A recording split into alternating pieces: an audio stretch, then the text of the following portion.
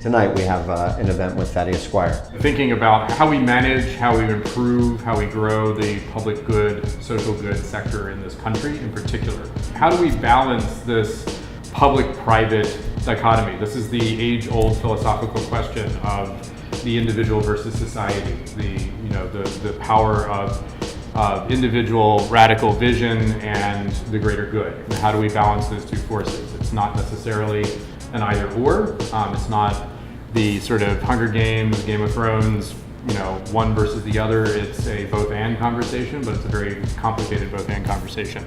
There is this good that's being done, whether it's just because of a creative project I want to do or because there is like some sort of human services good, but it's like only I can do it, right? So it's like I often have this question when there's yet another organization that's popping up to deal with homelessness, and I'm like, okay, so now that's like makes number 20,007, that's like, and we're still not solving homelessness, right? And this is one of I think the greatest dangers of looking at the art world like the health and human services sector. If you've got 5 organizations that are trying to cure homelessness in North Philadelphia, you probably should put their programs together. There's an object on the landscape they're trying to address, right?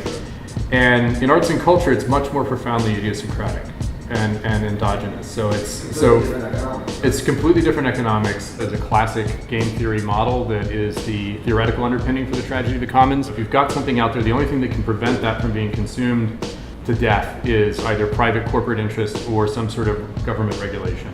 In your mind or in your thought process, what would be something that would help change that? We do have a third option, the charitable sector, and a lot of us know this commonly as the nonprofit sector or the social good, public good sector, and it sort of sits between the private sector and the public sector in our systems and structures.